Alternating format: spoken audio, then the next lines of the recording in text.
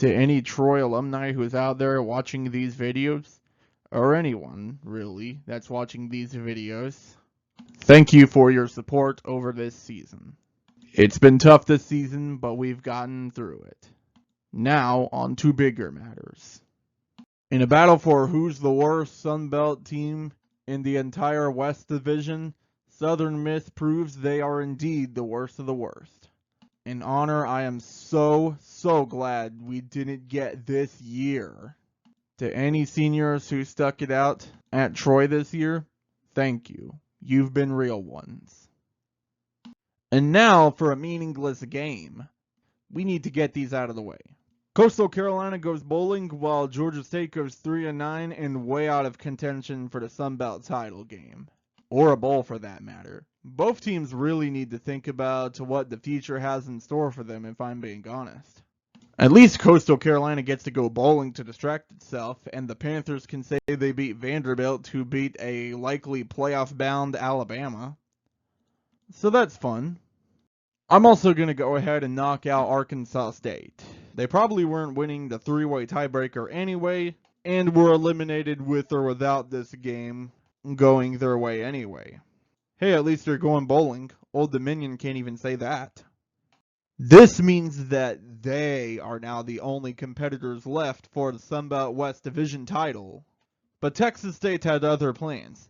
They wanted to finish second in the Sunbelt West. And so they did, knocking them out of the title race as well. This means that Louisiana will go to the Sunbelt Championship game for the third time in its history. They wrapped this thing up by Friday, which means the finish was a little less dramatic than I would have liked it to be, but oh well. It's over, folks. The Warhawks' crazy run, the grit and determination they had, the 5-1 start to the season, my enjoyment from seeing the team being good for the first time in forever, all for nothing. It's so sad to see them fall from grace this hard and not even make a bowl game after they were favored to win the Sunbelt Western title. Well, you know what they say. Back to the old drawing board. Now for the East title. Georgia Southern won over App State 29-20.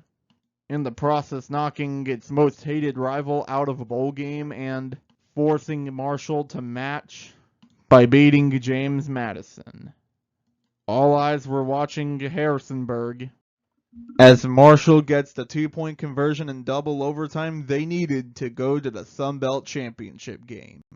Marshall takes the East title as James Madison whines about face mask calls. But you want to know something I find even more interesting? Marshall doesn't go to the Sun Belt Championship game without Troy beating Georgia Southern. So in a way, we somehow impacted the championship race even in one of our worst years I've ever seen in my life. Maybe we'll be okay after all. Well, that's it for the entire season. This was definitely more of a rebuild season, as I've said before, and how we do in 2025 entirely depends on how Gerard Parker recruits. He's already been putting in some noticeable work, and I am very sure there's more to come. Also, I'm not going to recap the Sunbelt Championship game due to personal decisions. But I will have something special for Troy over the holiday season. Just keep an eye out for that. Thanks for watching, guys. Be sure to like, subscribe, comment, share, ring the bell, and don't forget about John 3:16. And I'll see you next time. 1 John chapter 4, verse 16. We know how much God loves us, and we have put our trust in His love.